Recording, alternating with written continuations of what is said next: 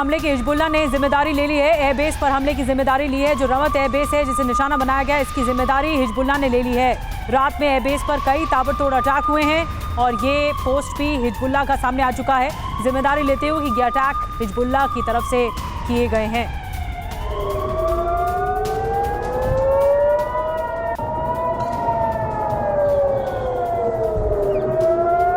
Pandey sir, मैं आपके पास आ रही हूँ।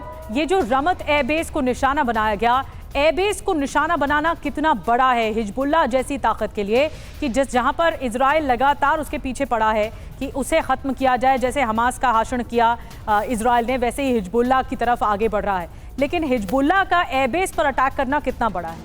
देखिए, ध्यान रहे कि हमें इस बेस को हमें एयर स्ट्राइक के लिए यूज़ किया गया क्योंकि पास में ही था, ज़्यादा डिस्टेंस नहीं है एयर बेस से सदर लेबनान का। और जो अभी हमले किए जा रहे हैं वो फादी 1, फादी 2 रॉकेट्स लिए गए हैं। 2006 के बाद पहली बार 20 किलोमीटर का जो रेंज है उसको क्रॉस किया है इनके रॉकेट्स ने। इसका मतलब उनके पास नए रिसोर्सेज आए हैं। इसके पहले सोवियत संघ में बने वर्ल्ड वॉर 2 के जो है रॉकेट्स इस्तेमाल किए जा रहे थे।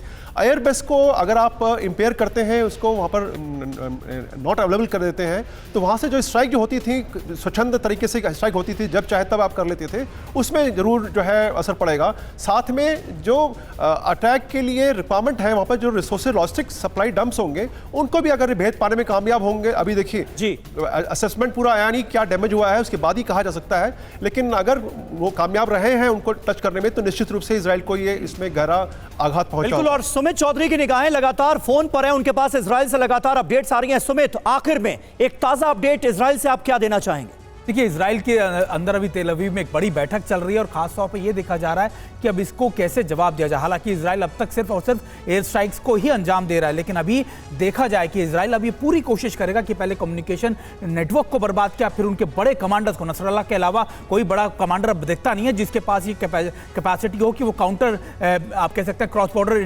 अटैक्स कर सके। तो उन सभी कमांडर्स को मारा और अब इजराइल है कि कैसे अपने ग्राउंड फोर्सेस को मूव करना है, कहाँ तक मूव करना है, इस पर भी चर्चा की जा रही है। बड़ी तैयारियां इस वक्त इजराइल में चल रही हैं, बैठक हो रही है, क्या तय होता है उस पर भी रहेगी हमारी नजर।